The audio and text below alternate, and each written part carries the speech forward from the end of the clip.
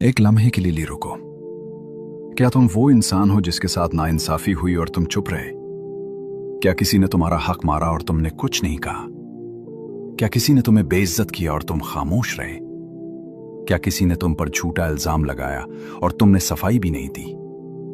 और क्या लोगों ने तुम्हारी उस खामोशी को कमजोरी समझा? तो आज मैं तुम्हें वो सच बताऊंगा जो शायद किसी ने नहीं बताया।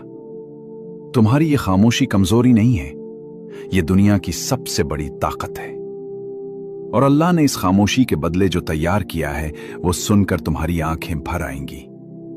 सुनो गौर से। जब कोई इंसान जुल्म सहता है और चुप रहता है तो दुनिया की नजर में वो हारा हुआ लगता है।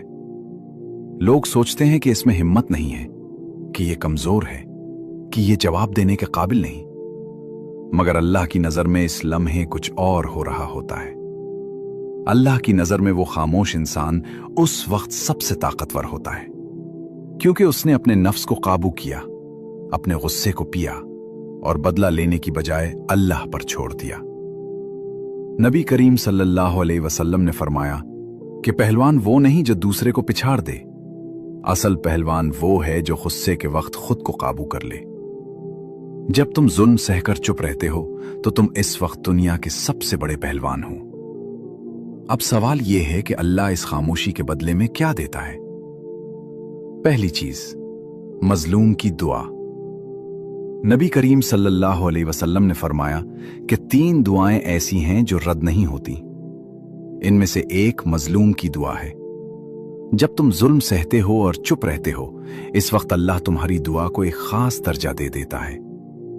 तुम्हारी दुआ इस वक्त सीधी अर्श तक जाती है बगैर किसी रुकावट के, और अल्लाह इसे रद्द नहीं करता।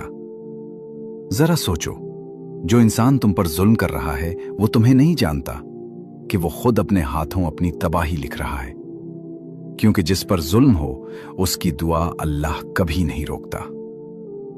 दूसरी चीज, गुनाहों की माफी।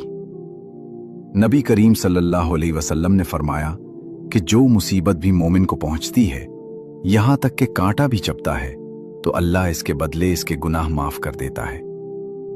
जब कोई तुम पर जुल्म करता है और तुम सब्र करते हो तो अल्लाह इस तकलीफ के बदले तुम्हारे गुनाह मिटा रहा होता है। वो गुनाह जो तुमने जानते भी नहीं किए, वो गुनाह जो तुम्हें याद भी नहीं, अल्लाह इन्हें इस एक सब्र के बदले साफ कर देता है। यानी जिसने तुम पर जुल्म किया उसने दरअसल तुम्हारी बख्शिश का सामान कर दिया।